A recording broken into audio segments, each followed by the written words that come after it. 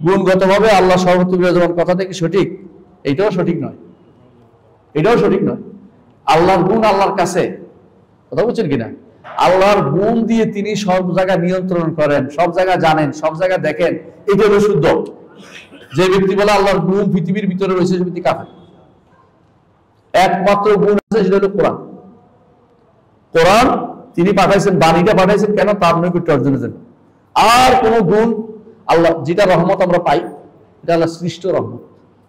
আল্লাহর রহমত আল্লাহর কাছে, ওই রহমতের প্রভাবে, রহমত গুণের প্রভাবে আমাদের আল্লাহ প্রভাব পড়ে। বুঝছেন কিনা?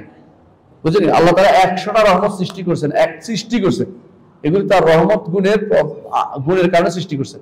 সেখান থেকে একটা রহমত ছাড়ছেন জগতে, এতেই আমরা ছেলের প্রতি দয়া করি, মেয়ের প্রতি দয়া করি, সন্তানের প্রতি দয়া করি, একটা রহমতের গুণের কারণে। আর 199টা রহমত রেখে দিয়েছেন জান্নাতে আমাদেরকে নেওয়ার জন্য, ইনশাআল্লাহ হাসরের মাঠে। কিন্তু তার রহমত তার কাছে, এটা সৃষ্ট জিনিস। জগতের ভিতরে কোরআন ছাড়া কোনো আল্লাহর গুণ নেই।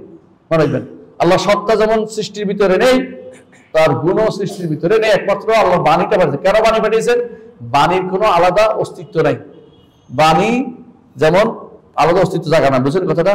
আলাদা কিছু থাকে না। বাণী থাকে যেখানে অস্তিত্ব দুটো একসাথে হয়ে গেছে, তার গুণ অস্তিত্ব এবং থাকা অস্তিত্ব, আইন অস্তিত্ব দুটো একসাথে হয়ে গেছে। মানে মূল অস্তিত্ব এবং গুণ অস্তিত্ব একসাথে হওয়ার কারণে এটা আলাদা করে থাকতে হয় না। এটা মুখে উচ্চারণ, আমার কথা যে বলছি, এটা কোনো অস্তিত্ব আছে না, বুঝলেন না কথাটা? আলাদা অস্তিত্ব নাই, এটা কথা হিসেবে থাকছে। এই জন্য এটা আমি আল্লাহর বাণীটা যখন পড়ি, তখন সরাসরি আল্লাহর বক্তব্যটা পড়তেছি, কোরআন দেখে দেখে পড়তেছি, আল্লাহর বক্তব্য পড়তেছি। কিন্তু কাগজটা আর কালিটা বাংলা বাজারের, কিন্তু কথাটা আল্লাহর। কথা বলছেন তো?